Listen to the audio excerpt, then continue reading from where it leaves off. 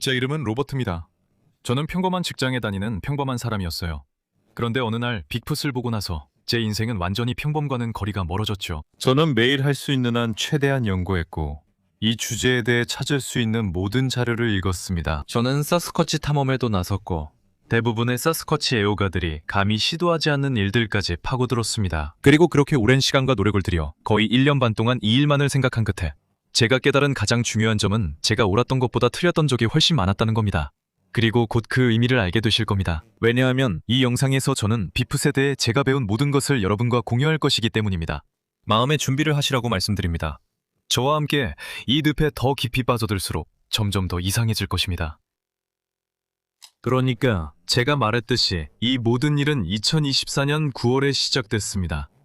이 영상을 촬영하는 시점에서 거의 1년 반 전이죠. 그때 저는 결국 사스쿼치일 수밖에 없다고 결론 내린 무언가를 목격했습니다. 하지만 단순한 목격이 아니었습니다. 처음부터 그런 식으로 시작된 것도 아니었고 사스쿼치가 모두 일으킨 것이라고 생각되는 기이한 사건들의 연속이었습니다. 나중에 곰곰이 생각해보니 저는 아내와 딸과 함께 캐나다 브리티시 컬럼비아주의 밴쿠버 섬에서 휴가를 보내고 있었습니다. 저희는 항상 서해안을 보고 싶었지만 아직 가보지 못했었습니다. 그래서 섬 남쪽 끝에 있는 셜리라는 작은 마을에 작은 오두막을 예약했습니다. 그곳에는 나무도 많고 큰 숲도 여기저기 있었으며 해변도 많았습니다. 잘 다듬어진 하얀 모래 해변이 아니라 나무와 유목이 바로 물가까지 이어지는 다듬어지지 않은 야생 그대로의 해변이었습니다. 그리고 바위와 동굴, 그리고 다양한 암석 지형도 많았습니다. 그리고 제 아내와 딸, 그리고 저는 여행 막바지에 어느 한 해변에 있었는데 그곳에는 우리밖에 아무도 없었습니다. 그리고 그곳에는 높고 젖은 바위 절벽이 있었습니다. 절벽은 바닷물의 파도 때문에 젖어 있었고 그 위에는 나무와 초목이 자라고 있었습니다. 절벽은 약간 가파르게 위로 뻗어 있었습니다. 그때 제 딸과 저는 제 딸이 7살이었습니다. 저희는 큰 추리목 통나무를 타고 올라가고 있었는데 갑자기 절벽 꼭대기 숲에서 돌멩이 하나가 날아와서 그 통나무를 쳤습니다. 제 딸 머리에서 약 30cm 정도 떨어진 곳이었어요. 말씀드렸듯이 그곳은 경사가 심했고 덤불이 얽혀 있어서 정말 산악 전문가나 엘리트 등반가가 아니고서는 사람이 접근할 수 없는 곳이었습니다. 그리고 저는 돌이 던져지는 것이 사스쿼치 현상과 관련이 있다는 이야기를 전에 들은 적이 있다는 생각이 들기 시작했습니다. 그리고 그 일로 제 호기심이 동하기 시작했죠. 그래서 그날 나중에 사실 밤이었죠. 그때쯤 저는 숲속을 산책했습니다. 저는 항상 타고난 호기심 많은 사람이었고 언제나 미지의 것에 끌렸습니다. 아마도 그게 제가 소위 말하는 빅풋 연구자가 되게 만든 계기였을 겁니다. 어쨌든 저는 그날 숲속을 산책했습니다. 밴쿠버 아일랜드의 숲에는 흑곰과 퓨마가 가득하고 또 어떤 동물이 있을지 모릅니다. 그리고 저는 무기도 가지고 있지 않았습니다. 결국 저는 두 가지 소리를 들었고 그 소리들 때문에 재빨리 숲을 떠나야겠다고 확신하게 됐습니다. 첫 번째 소리는 으르렁거리거나 신음하는 소리였는데 사람이 내는 어떤 소리보다도 훨씬 깊고 울림이 있었습니다. 이상하게도 사람 같은 느낌이 들었지만 곰이나 퓨마 같은 동물의 소리도 아니었습니다. 저는 그런 동물들의 소리에 꽤 익숙하고 그들이 다양한 소리를 낼 수 있다는 것도 알고 있습니다. 하지만 저는 그런 소리들 대부분은 한 번쯤 들어봤습니다. 그런데 이건 그런 소리가 아니었습니다. 그리고 30초쯤 뒤, 어쩌면 그보다 더 짧은 시간 후에 나무가 비틀리면서 나무 섬유가 삐걱거리며 부러지는 소리가 들렸습니다. 바람도 없었고 가지가 그런 소리를 낼 만한 미풍조차 없었습니다. 이 두 소리가 연달아 들리자 정말 무서워서 저는 바로 그곳에서 도망쳤습니다. 오두막에 돌아가 아내에게 상황을 말하고 온타리오에 계신 아버지께도 전화로 알렸습니다. 그리고 다음날 밝은 대낮에 다시 가기로 결심했습니다. 호기심이 다시 생겼고 두려움도 어느 정도 가셨기 때문에 다시 그곳으로 갔습니다. 그리고 전날 두 소리가 났던 곳을 찾아냈습니다. 그러니까 확신할 수 없었어요. 그때는 꽤 어두웠고 전날 밤 소리를 들었을 때 휴대폰 손전등만 있었거든요. 하지만 나무들을 가까이 가서 살펴보기 전에 앞쪽 덤불 속 약 70야드쯤 되는 곳에서 거대한 검은 용체가 보였고 그것이 움직였습니다. 제가 그것을 봤을 때 살아있는 것처럼 보이지 않았어요. 알아볼 수 있는 형태가 없었거든요. 공처럼 보이지도 않았고요. 분명한 머리나 어깨, 팔, 다리가 없었어요. 사람이든 빅풋이든 그런 것들이라면 당연히 있을 거라고 생각했던 그런 모습이 전혀 아니었습니다.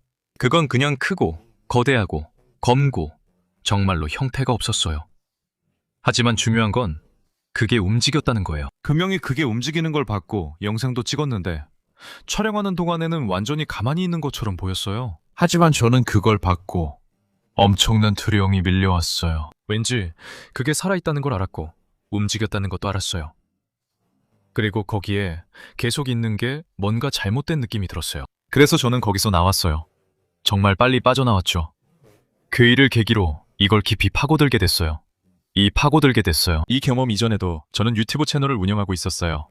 하지만 그때는 전혀 비풋에 관한 내용이 아니었죠. 어쩌면 여러분 중에는 제 채널을 오래 봐오셔서 그 사실을 아는 분도 있을 거예요. 저는 이 채널을 캐나다 온타리오 북부숲에서의 시골 생활을 기록하려고 시작했어요. 원래 이 채널의 목적이 그거였죠. 하지만 그걸 보고 검은 곰이 아니라고 결론 내린 뒤로는 달라졌어요. 너무 크고 키도 컸으며 형태도 달랐어요. 그리고 저는 그 숲에서 공식적으로 알려지고 분류된 다른 어떤 곳도 아니었다는 걸 알아요. 그래서 저는 솔직히 약간 마지못해 결론을 내릴 수밖에 없었어요. 제가 본 곳은 사스커치, 사람들이 비풋이라고 부르거나 헤어리맨이라고 부르는 존재였다는 거죠. 뭐라고 부르든 간에요. 하지만 저는 사스커치 현상에 대해 영상을 만들기로 결심했어요. 왜냐하면 제가 그걸 연구하게 될 거라는 걸 알고 있었으니까요. 제가 본 것에 대해 답을 찾아야 한다는 걸 알고 있었어요. 기본적으로 그 상황의 진실을 완전히 이해하려고 했던 거죠. 그래서 저는 잘 알려진 비풋 자료들을 찾아보기 시작했어요. 패터슨 김림 필름, 발자국, 털, 목격자 증언 등입니다. 하지만 저는 그와 동시에 회의적인 시각도 균형 있게 살펴보려고 했어요. 그러니까 회의론자들은 빅풋에 대해 실제로 뭐라고 말하는지 알아보려고 했죠. 제시된 증거들에 대해 흔히 제기되는 반론들은 무엇일까요? 저는 그런 모든 것들을 알고 싶었고 꽤 빨리 제가 생각했던 것보다 증거가 훨씬 더 설득력 있다는 걸 알게 됐어요. 제가 본 것은 분명했지만 제가 촬영한 약 20초 분량의 영상만으로는 누구도 설득할 수 없다는 것도 알고 있었어요. 그래서 저는 패터슨 김림 필름을 보기 시작했고 자세히 파고들었어요. 그에 관한 책도 읽고 프레임별로 앞뒤로 확대하고 축소하면서 원본과 복원된 버전까지 모두 봤어요. 그리고 저보다 똑똑한 사람들이, 과학자들, 인류학자들, 영장류학자들, 그리고 보행 전문가들이 그 필름에 대해 뭐라고 말하는지도 읽어봤어요. 하지만 그 필름의 진위에 회의적인 입장을 가진 교양 있는 사람들의 의견도 읽어봤어요. 패터슨 김림 필름에 대한 그런 연구들을 많이 살펴본 후에 저는 그것이 진짜라는 결론에 도달했습니다. 1967년에 로저 패터슨과 밥 김린이 정말로 북부 캘리포니아의 블러프 크릭에서 암컷 사스쿼치를 목격했고 그 사스쿼치가 이 마른 강바닥을 걸으면서 매우 설득력 있는 족적을 남겼으며 그 족적에는 많은 형태학적 세부사항이 담겨 있었다고 생각합니다. 그런 것은 사람이 조작하기 어렵거나 불가능하다고 봅니다. 저와 이 주제와 다른 비풋 관련 주제에 대해 길게 대화했던 고 제프 멜드런 박사에 따르면 그 족적을 조작하는 것은 단순히 어렵기만 한 것이 아닙니다. 그것은 완전히 그리고 절대적으로 불가능한 일입니다. 그리고 이는 장난을 치려는 사람들이 시도하지 않아서가 아니라는 것도 말씀드릴 수 있습니다. 영화에 나온 그 생명체는 패디라는 별명을 얻게 되었고 다양한 버전의 영화에서 볼 수 있듯이 패티에게는 여러 가지 특징이 있었습니다. 그것들은 슈트를 입은 사람이라고 치부하기에는 매우 어려운 부분들이었고 사실상 진위 여부에 대한 유일하게 합리적인 반박이기도 했습니다. 그 당시에는 CGI나 AI로 생성된 영상 같은 게 없었습니다. 자, 여러분, 이 부분을 정말 확실히 짚고 넘어가기 위해 잠깐 멈추고 싶습니다. 패터슨 김림 필름은 1960년대에 촬영된 것입니다. AI도 없었고 CGI도 없었습니다. 다시 말해서 만약 그 영상이 조작된 것이라면 그건 정교하게 만들어진 슈트를 입은 남자가 니피트식 걸음을 내디디면서 연기한 것일 수밖에 없습니다. 그렇다면 67년에 블러프 크릭에서 촬영된 그 생명체가 디지털 조작이 아니었다면 실물 분장을 이용한 조작이었을까요? 자, 다시 이야기해봅시다. 패티에 대해 가장 눈에 띄었던 점은 우선 그녀의 허벅지 근육과 엉덩이 근육, 그리고 등 근육이 수축하고 움직이는 게 눈에 보인다는 겁니다. 또한 그녀의 걸음걸이와 발에서 특정한 디테일을 볼 수 있는데 앞으로 나아가는 방식이 인간이 걷는 방식과는 다릅니다. 밥 히로노무스라는 사람이 있었는데 그가 실제로 그 슈트를 입고 있었던 사람이라고 주장하려고 했습니다. 하지만 그의 걸음걸이와 패티의 걸음걸이를 비교해보면 특히 패터슨과 김린, 그리고 나중에 다른 사람들이 촬영지에서 남긴 발자국을 보면 차이가 있습니다. 67년에는 발자국이 약 4피트 간격으로 찍혔습니다. 지구상에서 4피트 간격으로 걷는 사람은 거의 없습니다. 로저 패터슨이 자신을 고용해 비프 슈트를 입게 했다고 주장한 밥 히로니무스도 마찬가지입니다. 하지만 처음에는 제가 그 사실을 깨닫지 못했습니다. 패터슨 김림 필름의 약 1000여 프레임 전체를 놀랍게 복원하는 작업을 토드 게이트우드라는 사람이 하고 있습니다. 그는 전문 사진 보관가이며 여러분은 예전에 그의 작업에 대해 제가 만든 영상도 봤을 수 있습니다. 하지만 기본적으로 이 사람은 패터슨 김림 필름의 모든 프레임을 하나하나 정성스럽게 복원하고 정리하고 있습니다. 존재하지 않았던 디테일을 추가하는 것이 아니라 선명하게 하고 흠집과 먼지, 왜곡을 제거하며 기본적으로 렌즈를 깨끗하게 정리하는 작업입니다. 논 AI 기법으로 흐릿한 부분을 처리해 67년 10월 패터슨과 김민이 촬영한 이 생물, 이 사스커치의 정말 놀라운 영상을 드러냅니다. 저는 토드 게이트우드를 오랫동안 알아왔고 이 놀라운 디테일들이 정말로 이 오래된 영상에서 나온 것인지 어떻게 알 수 있는지 그에게 집요하게 따져 물었습니다. 특히 요즘처럼 디지털 영상 시대에는 이렇게까지 확대하면 픽셀밖에 보이지 않을 텐데 이건 불가능해 보입니다. 설령 4K 영상이라고 해도 마찬가지입니다. 제가 말씀드리는데 이건 진짜입니다. 이게 사실이 아닐 수 있는 모든 가능성을 다 살펴봤지만 결국 이게 사실이라는 것 말고는 다른 선택지가 없다는 걸 알게 됐습니다. 그래서 당연히 제가 패터슨 김림 필름을 자세히 분석한 후에 사스쿼치로 추정되는 다른 영상들도 많이 살펴봤습니다. 그중 일부는 진짜라고 생각했고 일부는 그렇지 않다고 생각했습니다. 하지만 곧 흔들리고 흐릿한 영상들에 점점 불만을 느끼기 시작했습니다. 저는 분명히 더 확실한 증거, 우리가 직접 만질 수 있는 물리적인 무언가가 있을 거라고 생각했습니다. 그래서 발자국이나 털 샘플 같은 것들을 조사하기 시작했죠. 그리고 예전에 이 채널에서 인터뷰했던 고 제프 멜드럼 박사님 같은 분들과 이야기를 나눈 후에 저는 그것을 알게 되었습니다. 석고로 떠서 보존된 많은 사스쿼치 발자국에는 실제로 아주 많은 세부 정보가 담겨 있다는 사실을 알게 되었습니다. 중족부 꺾임, 압력 능선, 발가락 벌어짐, 미끄러짐 같은 것들입니다. 지형이 달라질 때마다 발자국마다 차이가 있고 특정 발자국에서 보이는 부상이 시간이 지나면서 같은 개체의 다른 발자국에서 위치가 실제로 바뀌는 경우도 있습니다. 수년이 지나면서 흉터 조직이 이동하고 피부침이 자라면서 변화가 생깁니다. 제 생각에는 우리가 이 발자국들에서 법의학 수준의 정말 멋진 세부 사항들을 알아낼 수 있습니다. 이것들은 실제 생명체에 의해 만들어졌다는 것을 보여줍니다. 빅풋 발을 신은 사람이 아니라 진짜 무겁고 근육질의 생명체가 인간과 비슷한 발로 몸을 앞으로 내디디며 남긴 흔적이라는 뜻입니다. 그 발자국들은 18, 19, 20인치 이상으로 길고 중간이 접히는 특징을 가지고 있습니다. 이것이 중족부 꺾임 현상이며 제프 멜드럼 박사가 이를 자세히 설명한 바 있습니다. 여러분도 아시다시피 그리고 털 샘플도 있는데 저도 그것을 조사해봤습니다. 현미경으로 보면 인간의 머리카락이나 고릴라, 침팬지 같은 영장류의 털과 매우 비슷하게 보이지만 정확히 일치하지는 않는 털들이 발견된 적이 있습니다. 다시 말해서 그 털들은 영장류 털의 형태학적 특징을 많이 가지고 있지만 공식적으로는 미확인 털로 분류되어 있습니다. 북아메리카에 존재하는 모든 분류된 동물들의 알려진 털 샘플과 비교해봐도 마찬가지입니다. 이렇게 발자국, 털, 그리고 다른 작은 물리적 증거들을 모두 종합해보면 이 존재들이 실제로 존재한다는 매우 강력한 주장을 할 수 있다는 것이 분명해졌습니다. 그리고 오랫동안 저는 그와 같은 이야기를 다양한 방식으로 채널에서 전했습니다. 제가 연구를 통해 이런 것들을 밝혀내면서 제 가설은 단순히 북미에만 20억 에이커가 넘는 숲이 있다는 점을 고려할 때 이 존재들이 실제로 존재한다는 것이었습니다. 하지만 기본적으로 이 존재들은 정말 숨는데 능숙하다는 것뿐이었습니다. 그래서 다시 말하지만 이 시점에서 저는 그들이 실제로 존재한다는 것을 알게 되었습니다. 왜냐하면 우리가 가지고 있는 적은 양의 물리적 증거조차도 세부적인 부분까지 파고들어 그 물리적 증거를 모두 이해하게 되면 사실상 매우 결정적이기 때문입니다. 하지만 회의론자들이 당연히 계속해서 묻는 가장 명백한 질문은 시체는 어디 있느냐입니다. 그래서 저는 그 부분을 조사하며 새로운 사실을 발견했습니다.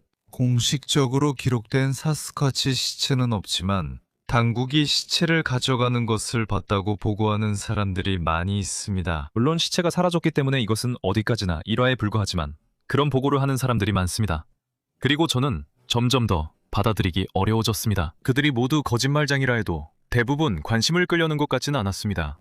그저 잘 알려지지 않은 플랫폼에 마지못해 자신의 이야기를 공유했고 그 이야기들은 일관됐습니다. 흔한 고정관념 같은 이야기였지만 뭔가 근거가 있어 보였습니다. 누군가 총을 쏘거나 차로 치는 일이 있은 뒤 검은 양복의 남자들이 나타나 시신을 데려간다는 이야기를 저는 계속 봐왔습니다.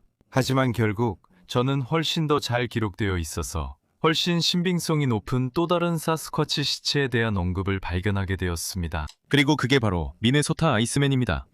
만약 위키피디아에서 미네소타 아이스맨을 검색해보면 기사 첫 줄에 이것이 사기라고 여겨진다고 나와 있습니다. 1960년대에 카니발에서 전시되었던 라텍스나 다른 재질로 만들어진 가짜 사스쿼치 시체라는 것이죠. 그 설명의 문제는 두 명의 다른 과학자, 즉 동물학자들이 이 시체를 무려 사흘 동안이나 꼼꼼하게 조사했고 그 조사 내용을 아주 자세하게 기록했다는 점입니다. 그리고 그들은 이것이 진짜라고 말했습니다. 그들은 이 시체의 세부적인 부분이 조작될 수 있는 방법이 없다고 말했습니다. 털, 피부 질감, 상처와 손상까지 모두요. 그리고 한쪽 팔이 부러져 있었고 머리에 난 총상 때문에 한쪽 눈이 튀어나와 있었다고 했습니다. 이 모든 것들이 이 두 명의 높은 전문성을 갖춘 숙련된 동물학자들에게 진짜라는 인상을 주었고 그것은 꽤 불안한 결론이었습니다. 우리가 어떤 종류의 인간을 보고 있다는 데에는 의심의 여지가 없었습니다. 호모 사피엔스는 아니지만 뭔가 이상하게 털이 많은 인간이었습니다. 1960년대에는 진짜 사스쿼치 시체로 보이는 것이 전국을 돌며 카니발에서 전시되기도 했습니다. 그래서 모든 증거를 바탕으로 이게 사실이라고 믿을 만큼 충분히 조사한 후 저는 이 내용에 대해 영상을 만들었습니다. 그리고 그 영상의 댓글에서 정말 충격적인 일이 벌어지기 시작했습니다. 미네소타 아이스맨을 기억할 만큼 나이가 있는 사람들이 댓글을 달기 시작한 거죠. 그리고 그분들은 자신들의 고향에서 열린 지역 축제나 카니발 같은 곳에서 미네소타 아이스맨을 실제로 봤던 경험을 저에게 공유하기 시작했습니다. 그리고 그분들은 그 세부 사항들에 대해 이야기했어요. 얼마나 압취가 났는지, 썩은 냄새가 진동했다는 이야기를 했죠. 얼음블록 안에 진짜 피가 얼어있는 걸 볼 수 있었다는 이야기. 그리고 얼음블록 밖으로 한쪽 발이 튀어나와 있는 것도 볼 수 있었다고 했어요. 얼음이 조금 녹아서 발가락이 썩기 시작했다고 했어요. 그리고 그것은 정말로 분명히 크고 키가 크며 털로 덮인 인간과 비슷하지만 인간은 아닌 어떤 생물의 진짜 사체였다고 했어요. 발자국과 털을 조사한 후에 저는 사스쿼치의 DNA를 보기 시작했어요. 그리고 물론 사스쿼치 DNA를 조사하다 보면 멜바 캐첨의 사스쿼치 게놈 프로젝트를 빼놓을 수 없죠. 이 프로젝트는 약 10년 전에 잘 자금이 지원되어 진행된 연구였습니다. 지금 정확한 날짜가 기억이 안 나서 생각해 보려고 하는데 어쨌든 이 여성분은 텍사스 출신의 유전학자이자 수의사였던 걸로 기억하는데 여러 명의 박사들과 함께 수년에 걸쳐 이 연구를 진행했고 과학자들을 돕는 비과학자들로 구성된 팀도 있었습니다. 그리고 그들은 대륙 전체에서 모은 100개가 넘는 사스쿼치 DNA로 추정되는 샘플을 수집했습니다. 조직이 아직 붙어있는 털, 혈액, 피부, 심지어 사스쿼치의 배설물로 추정되는 것까지도 수집해서 이 모든 샘플을 가장 엄격한 과학적 기준으로 철저하게 검사했습니다. 그리고 기본적으로 그 샘플들이 진짜였을 뿐만 아니라 알려지지 않은 종에서 나온 것이며 그 종이 반은 인간인 종이라는 결론을 내렸습니다. DNA 분석 결과 모개 쪽은 인간으로 판명되었지만 두 개 쪽은 알 수 없는 기온으로 나타났습니다. 그 사실은 한편으로 상황을 더 혼란스럽게 만들었습니다. 왜냐하면 물론 비픈 열성 팬들 중 일부 집단과 몇몇 과학자들은 이 생명체가 존재한다면 단지 아직 발견되지 않은 유인원일 것이라고 생각했기 때문입니다. 그것은 기본적으로 두 발로 걷는 북미산 고릴라일 뿐입니다. 하지만 캐천 박사의 연구, 즉 SAS, 사스쿼치 게놈 프로젝트는 그 결론에 심각한 의문을 제기했습니다. 왜냐하면 다시 말해서 우리는 뭔가 반인간 혼합종처럼 보이는 존재를 다루고 있었기 때문입니다. 그래서 그걸 어떻게 해야 할까요? 솔직히 저도 전혀 몰랐습니다. 하지만 저는 캐천 박사의 연구를 분석하는 영상을 만들었고 철저한 조사를 거친 끝에 그 연구가 타당하다는 결론에 도달했습니다. 사실관계를 바로잡아야 한다고 느꼈습니다. 수많은 사람들, 더 넓은 과학계와 아무 자격도 없는 훈수꾼 같은 사람들이 기본적으로 그 연구를 깎아내리고 캐천 박사의 이름을 더럽혔습니다. 그들의 주요 불만은 수집되고 테스트된 샘플들이 인간에 의해 오염되었고 그래서 부분적으로 인간으로 판독된다는 것이었습니다. 그리고 캐천 박사가 그 연구를 다른 사람의 학술지가 아닌 자신의 학술지에 발표했다는 것이었습니다. 그래서 비평가들의 시각에서는 모든 객관성이 사라졌습니다. 문제는 그게 전부가 아니라는 점인데 여기서 전체 이야기를 다루지는 않겠습니다. 그 이야기는 다른 곳에서 했고 아마 앞으로도 다시 할 겁니다. 하지만 짧게 말하자면 샘플들은 오염되지 않았고 엄격하게 처리되고 검사되었습니다. 그리고 출판과 관련해서 캐천 박사와 그녀의 팀은 실제로 유명한 과학 저널과 사전에 협약을 맺고 그녀의 연구 결과를 출판하기로 약속받았습니다. 하지만 연구가 끝났을 때 그리고 그 연구 결과는 너무 논란이 많아서 사스쿼치가 실제로 존재하고 DNA도 가지고 있을 뿐만 아니라 그 DNA가 부분적으로 인간 기원임을 보여주었습니다. 결국 그 과학 저널은 캐천 박사의 연락을 더는 받지 않았고 그녀와 여러 명의 박사로 이루어진 연구팀이 접촉하려 했던 다른 과학 저널들도 모두 마찬가지였습니다. 그래서 결국 그녀는 연구를 발표하기 위해 직접 과학 저널을 창간해야 했고 그 저널의 이름은 드 노보 사이언티픽 저널입니다. 그리고 또다시 사람들은 그 일로 그녀와 연구를 심하게 비난했습니다. 하지만 모든 세부 사항을 살펴보고 스콧 카펜터가 쓴 트루스 디나이드 더 세스쿼치 DNA 스터디라는 책을 읽어보면 그런 비난과 무시는 전혀 정당하지 않았다는 것을 알게 됩니다.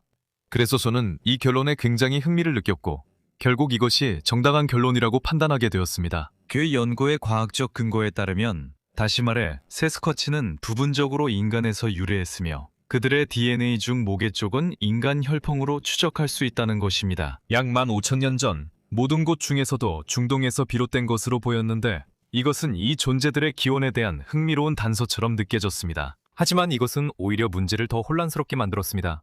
여러 측면에서. 하지만 다른 측면에서는 실제로 꽤 잘 들어맞았습니다. 예를 들어 많은 사스쿼치 목격담에서 목격자들은 자신이 본 것이 놀랄 만큼 인간처럼 보였다고 말합니다. 크고 넓고 근육질에 털이 많았다고 합니다. 확실히요. 하지만 얼굴의 세부적인 부분들, 코, 광대뼈 구조, 그리고 표정, 눈에 담긴 감정 같은 면에서는요. 많은 사람들이 이상하고 크고 털 많은 남자를 본 것 같았다고 했어요. 그래서 잘 맞아떨어졌죠. 이 사스쿼치 유전체 프로젝트 연구에서 나온 인간과의 혼종이라는 결론에 대해 지금 시점에서는 아무리 이상하고 불편하게 느껴져도 저는 사실 사스쿼치 전체에 대해 어떻게 받아들여야 할지 잘 몰랐어요. 제 생각이 바뀌었죠. 사스쿼치를 연구하는 많은 팬들처럼 저도 처음엔 그들이 미발견 유인원이라고 믿었지만 점차 부분적으로 인간이라고 있다고 생각하게 됐어요. 저는 또한 가장 설득력 있다고 여겨지는 사스쿼치 영상 클립들도 모두 살펴봤어요. 그리고 가짜라고 생각되는 것들은 걸러내고 진짜라고 생각되는 것들만 모아뒀죠. 하지만 다시 한번 살펴봐야 했던 영상이 하나 있었어요. 그 이유는 그 영상이 별로 흥미롭지 않아서가 아니라 너무 논란이 많았기 때문이었죠. 이것이 바로 토드 스탠딩의 영상 모음입니다. 그는 영상과 작업의 진정성을 계속 주장해왔죠. 그리고 그가 영상에서 포착한 얼굴들은 너무 이상하고 낯설어서 사람들의 즉각적인 반응은 대개 이게 가짜라는 생각인 것 같아요. 그래서 저는 확실히 알아보기로 결심했습니다. 저는 토드의 영상을 아주 면밀히 살펴보고 그의 주장들을 검토했으며 그와 약 3시간 동안 대화를 나누면서 모든 세부 사항에 대해 철저하게 질문했습니다. 단순히 영상 자체뿐만 아니라 토드가 그 영상을 촬영할 때 무엇을 하고 있었는지, 왜 영상이 편집된 것처럼 보이는지, 왜 전체 길이가 아닌지, 그리고 그 영상의 진위 여부를 뒷받침할 수 있는 단서나 증거가 무엇이 있는지에 대해서도 질문했습니다. 저는 또한 토드와 그의 작업을 반박하려는 사람들로부터 온라인에서 찾을 수 있는 모든 비난을 하나하나 정리했고 그 중에는 꽤 설득력 있는 주장들도 있었습니다. 하지만 제가 할 수 있는 한 최대한 깊이 파고든 끝에 내린 결론은 토드의 영상이 100% 진짜라는 것입니다. 그의 작업의 진정성에 의문을 제기하는 모든 주장은 논리적으로 전혀 설득력이 없었습니다. 저는 그 모든 주장들을 하나하나 꼼꼼히 살펴봤고 토드와 그의 영상에 대해 철저하게 검증했던 것처럼 그 주장들도 철저하게 검증했습니다. 회의적인 시각으로 봐도 그 영상은 충분히 신뢰할 만합니다. 이건 두말할 필요가 없습니다. 당신이 그 결론을 마음에 들어하지 않을 수도 있고 그의 영상이 그냥 가짜처럼 보여서 가짜라고 단정할 수도 있습니다. 하지만 그것은 과학적이지도 않고 논리적이지도 않습니다. 그리고 이 채널을 시작한 첫날부터 제 전체적인 취지는 최대한 과학적이고 논리적으로 접근하려는 것이었습니다. 빗부처럼 이상하고 비주류이며 금기시되는 주제를 다룰 때는 이런 접근이 더욱 중요하다고 생각합니다. 그래서 그 영상을 만들고 업로드했지만 그게 결국 어떤 결과로 이어질지는 전혀 예상하지 못했습니다. 결국 그 일은 저를 토드 스탠딩과 소규모 연구팀과 함께 브리티시 컬럼비아의 외딴 숲과 산으로 사스쿼치 탐험을 떠나게 만들었습니다. 그 탐험에서 몇 가지 일이 있었습니다. 확실하게 증거라고 부를 수 있는 일은 없었지만 저는 트레일러에서 자고 있었고 그 트레일러가 여러 번 흔들렸습니다. 그게 사람이 아니었다는 건 확실히 알고 있고 다른 동물도 아니었던 것 같습니다. 저희는 사과를 나무 높은 곳에 올려두었고 곰이나 다른 동물들이 건드리지 못하도록 여러 가지 조치를 취했습니다. 적어도 그들이 건드렸다면 우리가 알았을 텐데. 사과들이 모두 흔적도 없이 사라졌어요. 그리고 우리는 부러진 나무들을 발견했는데 몇 가닥만 남겨둔 채로 뚝 끊겨 매달려 있는 것처럼 보였습니다. 자연적인 힘으로는 만들어질 수 없는 방식으로 부러진 것이었고 항상 일정한 각도로 부러져 있었으며 항상 특정 방향을 가리키고 있었습니다. 때로는 나무들이 불가능해 보일 정도로 서로 엮여 있기도 했습니다. 그건 역시 자연이 할 수 있는 일이 아니었고 사람이 할 수 있는 힘도 없는 일이었습니다. 많은 경우에 마치 성냥개비처럼 부러진 나무들 중 일부는 지름이 3, 4인치나 되었습니다. 그리고 다시 말하지만 눈, 강풍, 부패로 부러진 것과는 전혀 달랐습니다. 저는 평생 부러진 나무들을 많이 봤습니다.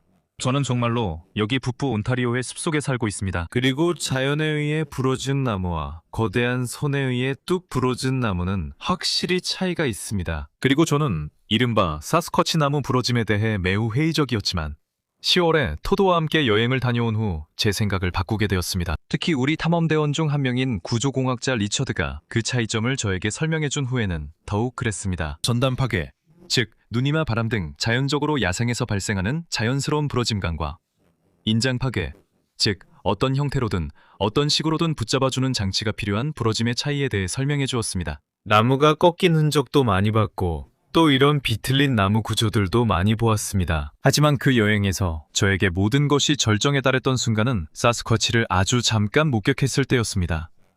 그 탐사에서 저만이 그것을 봤습니다. 저 혼자만 보지 않았으면 좋았다는 생각이 듭니다. 누군가 회의적이라면 저를 믿지 않을 것이고 저도 그들을 탓할 수 없습니다. 어느 날 저는 숲 한가운데 있는 빽빽한 쓰러진 나무들 사이로 다른 사람들과 떨어져서 잠깐 산책을 나갔습니다. 그리고 저는 숲바닥의 나뭇가지와 나무줄기 위로 우뚝 솟아있는 밝은 갈색의 형체가 제 시야를 가로질러 번개처럼 스쳐 지나가는 것을 봤습니다. 그 형체는 쓰러진 나무들 사이를 뛰어다니는 것이 아니었습니다. 당신이 생각하는 것처럼 움직일 것 같았지만 거의 떠 있는 듯이 마치 레일에 고정된 것처럼 완벽하게 부드럽고 엄청나게 빠르게 움직이고 있었습니다. 그것은 1초도 안 되게 길어도 2초 만에 끝났고 너무 빨라서 카메라에 담지도 못했습니다. 하지만 저는 소리도 들었어요. 나무가 부러지는 소리 같은 것들이요. 그것이 제 시야를 가로지르기 직전에 그런 소리가 났고 다른 탐험대원 중 한 명도 그 소리를 들었습니다. 그래서 적어도 약간의 증거는 있었죠. 이 모든 것들이 저에게 확신을 주었습니다. 이 의견이, 이 결론이 아무리 논란이 많더라도 토드 스탠딩은 진짜이고 신뢰할 만하며 진실된 사스쿼치 연구자였고 지금도 그렇다는 것을요. 그의 영상은 진짜였고 저는 그와 함께 탐험을 하면서 사스쿼치를 직접 경험했습니다. 하지만 그 탐험 당시 저는 아직 끝나지 않았다는 사실을 알게 되었습니다. 빅풋에 대한 예전 결론을 버리고 새로운 결론을 받아들이는 것이었습니다. 왜냐하면 그 무렵 저는 더 이상 빅풋 현상의 이른바 초자연적 요소들을 무시할 수 없다고 결심했기 때문입니다. 초자연적인 것들, 빅풋과 오브 또는 UFO 사이에 연관성을 두는 그런 사고방식 말이죠. 잠재적인 은폐, 즉 투명해질 수 있는 능력이나 심지어 텔레파시 같은 능력, 예를 들어 마인드 스피크 같은 것들을 허용하는 그런 사고방식입니다. 제가 처음 이걸 조사하기 시작했을 때는 그런 것들이 다 말도 안 되는 소리라고 생각했어요. 하지만 제가 틀렸더라고요. 빅투트과의 만남에서 어떤 초자연적인 요소가 포함된 사람들의 증언을 조사하면서 그리고 빅풋과의 만남 전후나 도중에 자주 목격된다고 보고된 구체나 떠다니는 빛의 영상도 살펴봤습니다. 일관성이 저에게 확신을 준 핵심 요소였습니다. 왜냐하면 만약 당신이 무언가를 꾸며내거나 어떤 것을 억지로 진짜처럼 만들려고 한다면 당신이 만들어낸 것은 다른 사람들의 것과 다를 수밖에 없기 때문입니다. 하지만 빅풋에 관해서는 이른바 오컬트 쪽 사람들은 거의 모두가 비슷한 이야기를 하고 있었습니다. 이 존재들은 원할 때 나타나거나 사라질 수 있고 소리를 내지 않고도 당신의 머릿속에 말을 걸 수 있으며 단순히 발견되지 않은 유인원 그 이상이라는 것이었습니다. 저는 이 현상에 뭔가 더 있는 것 같다는 직감이 들었고 그런 느낌이 어느 순간 정점에 달했습니다. 제가 영상 중 하나를 위해 자료 조사를 하던 중 실제로 촬영된 어떤 영상을 분석하고 있었습니다. 믿기 힘들겠지만요. 처음 목격한 곳에서 약 30마일 떨어진 곳에서 촬영된 영상이었습니다. 토드 스탠딩의 목격이 아닌 저를 이 미궁에 빠지게 한 밴쿠버 아일랜드의 원래 목격이었습니다. 전날 밤에 찍은 제 영상을 다시 보다가 그 생명체를 봤습니다. 숲속을 걷다가 이상한 신음소리를 들었던 그 밤에 사실 그 소리를 카메라에 담았어요. 하지만 나무가 비틀리는 장면은 찍지 못했습니다. 안타깝게도 그때쯤 이미 녹화를 멈췄었는데 그날 밤 영상에서 직접 봤을 때는 못 봤던 무언가를 발견했습니다. 아마도 그 순간에 뿔이나 그런 것에 걸려 넘어질까봐 신발만 보고 있었기 때문인 것 같아요. 바로 그때 이런 일이 일어났습니다. 하지만 그 으르렁거리는 소리가 나던 바로 그 순간 잠깐 동안 붉은 빛이 번쩍이는 걸 볼 수 있었습니다. 여기는 숲 한가운데였고 주변엔 아무도 없었어요. 집이나 트레일캠도 없었습니다. 제가 그걸 조사해봤지만 그 갑작스럽고 순간적인 빛에 대한 합리적인 설명은 없었습니다. 바로 그 순간 제가 들었던 소리가 들렸어요. 그런데 그게 있었죠. 직접 보실 수 있습니다. 여기서 뭘 찾을 수 있을지 봅시다.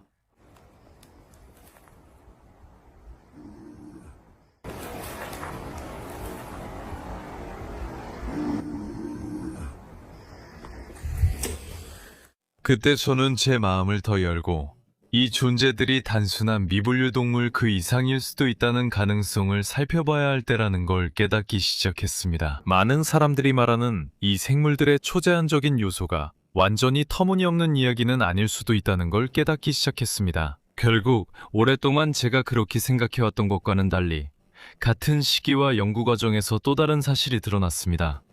이 사실은 제 결론을 더욱 뒤흔들었고 제가 철저히 조사해보니 결코 무시할 수 없는 것이었습니다. 그리고 그것은 바로 사스쿼치가 인간이 정의하는 언어, 즉 특정한 의미를 가진 일련의 소리로 복잡한 생각을 전달할 수 있는 언어를 가지고 있다는 결론이었습니다. 저는 1970년대에 녹음된 시에라 사운드로 알려진 오디오 녹음을 조사한 후 이런 결론에 도달하게 되었습니다. 론 무어헤드와 알벨이라는 두 사람이 있었는데 이들은 시에라 네바다 산맥에서 사스쿼치로 추정되는 활동에 대한 제보를 받고 있었습니다. 그래서 그들은 여러 지역 주민들과 함께 그곳으로 하이킹을 갔고 결국 사스쿼치 활동의 흔적을 발견하게 되었습니다. 그리고 밤이 되자 그들은 캠프 주변에서 이상한 소리를 듣기 시작했고 그 소리는 점점 더 가까워졌습니다. 그들은 비디오로 찍으려 했지만 카메라를 켤 때마다 모든 활동이 멈췄다고 전해집니다. 그들은 카메라를 통 아래에 숨기거나 줄 같은 곳에 작은 덫을 달아 작동하는 카메라도 설치했지만 모두 효과가 없었습니다. 그들은 이 존재들을 속일 수 없었지만 현장에 있던 모든 사람들은 이 존재들이 분명히 있다고 확신했습니다. 이제 어떻게 해야 할까요? 어떻게 증거를 얻을 수 있을까요? 결국 그들이 할 수 있었던 건 오디오 녹음을 남기는 것이었습니다. 사용한 테이프 레코더는 이 존재들에게 별다른 영향을 주지 않았습니다. 시에라 사운드라고 알려진 이 소리들이 녹음되었고 정말 이상했습니다. 저는 처음 들었을 때 소름이 돋았습니다. 많은 사람들이 저와 같은 반응을 보였고 물론 많은 사람들은 웃으면서 나도 저런 소리 낼 수 있어라거나 우리 집 개도 저런 소리 자주 낸다고 말하기도 합니다. 하지만 그런 사람들 중 누구도 조작이라는 확실한 증거를 제시하지는 못했습니다. 오히려 이 녹음들이 진짜라는 상당한 증거가 많이 있습니다. 그리고 그 증거의 상당 부분은 스콧 넬슨이라는 인물에게 집중됩니다. 그는 미국 해군에서 근무했던 은퇴한 암호 언어 분석가입니다. 특정 통신에서 언어를 해독하는 일을 했죠.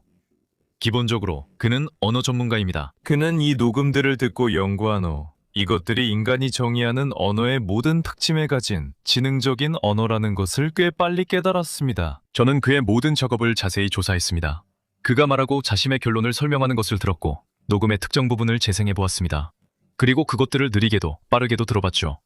그의 주장들은 확실하다고 느꼈습니다. 철저한 조사를 거친 끝에 저는 스콧 넬슨이 완전히 옳다는 결론에 도달했습니다.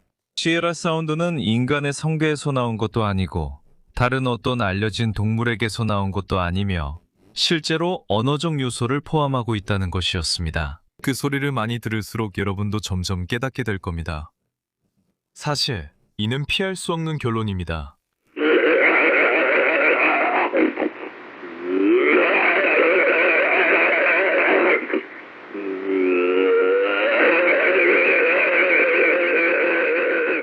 이것은 또한 케첩 연구의 논란이 된 발견과도 잘 연결됩니다.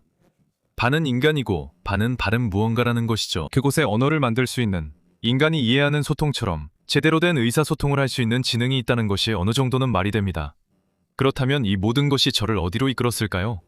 정확히 말해서 지금까지 배운 것을 정리하면 저는 직접 경험했고 여러 번 그들을 목격했으며 그들에게 인간 유전자가 일부 있다는 것도 알게 됐습니다. 그들에게는 언어를 형성할 수 있는 지능이 있다는 것도 알게 되었습니다. 그리고 그들은 매우 은밀하다는 것도요. 그리고 그들이 영상에 나타날 때는 거의 항상 선명하지 않지만 몇 가지 예외가 있다는 것도 알게 되었습니다. 저는 마지못해 이 존재들에게 어떤 식으로 된 초자연적 능력이 있다는 결론에 이르렀습니다. 이전에는 이 점을 말하지 않았습니다. 저는 또한 매우 신뢰하는 사람들과 이야기를 나눴습니다. 그들은 현실적이고 변덕이나 환상에 쉽게 빠지지 않는 사람들이었습니다. 그들은 사스쿼치에게서 온 것처럼 느껴진 텔레파시를 경험한 적이 있으며 이런 일이 제가 신뢰하는 사람들에게 여러 번 있었습니다. 저는 더 이상 그런 걸 무시할 수 없다는 걸 깨달았어요. 그냥 넘길 수 없었죠. 하지만 그게 저에게 무엇을 의미할까요? 이 존재들에 대한 진실을 밝히기 위한 제 여정에서 저는 그로부터 어떤 결론을 내릴 수 있었을까요? 전혀 알 수 없었습니다. 솔직히 지금도 잘 모르겠습니다. 이 문제를 깊이 파고들수록 제 지식이 부족함을 더 느낍니다. 그때 저는 잠시 앞으로 나아가는 것을 멈추고 과거를 되돌아보기로 결심했습니다. 하지만 그 과정에서 마주하게 될 것들에 대해 제가 얼마나 준비가 안 되어 있었는지 몰랐습니다. 과거의 사스쿼치를 찾기 위해 많은 조사를 하던 중, 제 친구 조시와 저는 사스쿼치가 고대에도 흔히 언급되었을 뿐만 아니라 고대 예술에서도 자주 묘사되었다는 사실을 발견했습니다. 사스쿼치는 고대 일지에 기록되어 있었고 고대 대성당의 나무 의자에도 새겨져 있었습니다. 그리고 성 아우구스티누스와 같은 잘 알려진 기독교 성인들조차도 이 존재들이 분명히 지능이 있었으니 세례를 받을 수 있는지에 대해 공개적으로 추측하기도 했습니다. 그건 신화 속 존재에 대해 묻는 질문이 아닙니다. 실제로 존재한다고 아는 존재에 대해 묻는 질문이죠. 하지만 이런 존재들이 언급된 것은 고대의 종교적 기록에만 국한된 것이 아니었습니다. 원주민 전통에도 사스쿼치나 털복숭이 인간 또는 어느 부족과 이야기하느냐에 따라 사스케치나 부크와스에 대한 이야기가 풍부하게 전해집니다. 다양한 용어들이 있지만 중요한 점은 대륙의 여러 지역에 있는 서로 다른 부족들 사이에서도 상당한 일관성이 있다는 것입니다. 우리가 기억하는 것보다 훨씬 오래전부터 전해져 내려오고 있습니다. 그리고 제가 사스쿼치에 대해 이야기한 원주민 누구도 이 존재를 단순한 동물로 여기지 않습니다. 그분들이 느끼는 것은 이들이 또 다른 부족의 사람들이며 일부 부족의 전승에 따르면 별에서 왔을 가능성이 있고 특별한 능력을 가지고 있다는 것입니다. 또한 함부로 건드려선 안 된다는 점입니다. 가장 최근에는 저는 펜실베이니아의 한 외딴 시골 사유지에서 증거를 기록하고 있는 3명의 연구자들과 협력했습니다. 그곳에서는 사스쿼치 활동이 활발한 것으로 보일 뿐만 아니라 이 존재들이 어떻게든 증거를 남기고 소리를 내지만 이 땅을 뒤덮고 있는 수많은 카메라에는 전혀 포착되지 않습니다. 연구자들이 설치한 카메라의 수를 고려하면 물리적으로 불가능해야 하지만 실제로 이런 일이 일어나고 있습니다. 이 시점에서 저는 이 존재들이 은신하거나 투명해질 수 있다는 것을 완전히 믿을 만큼 충분한 증거를 보았습니다. 그것을 어떻게 분류하든 말이죠. 그들은 실제로 존재하는 물리적, 생물학적 존재이지만 그 이상입니다. 일부 인간 유전자를 지니고 언어도 형성할 수 있습니다. 그들은 카메라에 보이지 않으면서 은신하거나 소리를 내는 것 같습니다. 소리는 녹음되지만 카메라에는 나타나지 않습니다. 또 그들은 사람들과 텔레파시로 소통하는 듯합니다. 받아들이기 힘든 이야기일지라도 실제로 그런 일들이 일어나고 있고 꾸준히 보고되고 있습니다. 그들은 또한 오브, 즉 떠다니는 빛과도 어떤 식으로든 연결되어 있습니다. 일부 사람들은 사스쿼치가 성경에 나오는 네피림의 현대적 형태라는 꽤 흔한 이론을 제기합니다. 타락한 천사들이 인간 여성과 관계를 맺어 자손을 낳았고 그 자손들은 타락한 천사와 인간이 혼합된 하이브리드 존재라는 것입니다. 그리고 이러한 초자연적인 능력들 때문에 사스쿼치가 바로 이런 존재라고 보는 것입니다. 왜냐하면 사스쿼치도 비슷한 능력을 보이기 때문입니다. 그게 사실일 수도 있습니다. 논리적으로 반박할 수는 없지만 제가 아는 것은 성경에 나오는 네피림은 명성이 자자한 인물들이었다는 점입니다. 그들은 완전히 인간이었지만 동시에 인간 이상의 존재였습니다.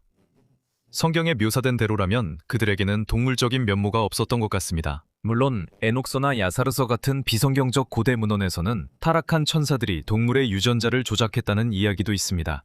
그리고 거기에도 뭔가 근거가 있을지도 모릅니다. 솔직히 말해서 지금까지 제가 알아낸 것 중에서 모든 조건을 가장 잘 충족하는 것이 아마 그것일 겁니다. 하지만 사실은 저도 잘 모릅니다. 하지만 제가 확실히 아는 한 가지는 이런 존재들을 하나의 명확하게 정의된 틀에 넣으려고 할 때마다 그 틀이 산산조각 난다는 겁니다. 몇 달 후 제가 이 연구를 계속 파고들면서 그들은 단 하나의 틀이나 범주에 담길 수 없는 존재라는 생각이 듭니다. 그렇다면 이 현상의 완전한 진실을 밝히고 이해하는 것이 당신의 목표라면 이런 상황에서 어떻게 해야 할까요? 저로서는 이 시점에서 할 수 있는 유일한 일은 완전히 열린 마음을 유지하고 여러 가지를 시험해보고 따져보고 어떤 주장에 대해서는 반대 결론을 내릴 수도 있지만 그 어떤 것도 절대 완전히 무시하지 않는 것입니다. 제가 그렇게 하면 바로 틀렸다는 게 증명될 가능성이 높기 때문입니다. 이것이 제 생각입니다. 지난 거의 18개월 동안 완전히 집착하면서 제가 비풋에 대해 배운 모든 것과 아직 배우지 못한 많은 것들까지 다 말씀드렸습니다. 제가 여기서 공유한 내용에 대해 생각이나 통찰이 있으시다면 아래 댓글로 남겨주세요. 또는 여러분만의 사스쿼치 경험이 있다면 꼭 듣고 싶습니다. 댓글이나 이메일 testcase@goem cabin in the woods 비그풋던 텅으로 연락하셔도 됩니다. 많은 메시지를 받아 모두 답변 드리긴 어렵지만 최선을 다하겠습니다. 이 영상을 재미있게 보셨다면 좋아요를 눌러주시고 가족과 친구들에게 공유해주시고 케빈 인 더 우주 채널을 구독해주세요. 이런 것들이 제가 계속할 수 있도록 큰 힘이 됩니다. 이 연구를 더 지원하고 싶다면 아래 설명란의 패트리온 링크를 통해 가입해보세요. 한 달에 몇 달러만 내면 저와 직접 소통하고 독점 비하인드 비풋 연구자료도 볼 수 있습니다. 어떤 선택이든 시청해주셔서 감사합니다. 여러분 모두에게 감사드리며 다음 영상에서 다시 뵙겠습니다.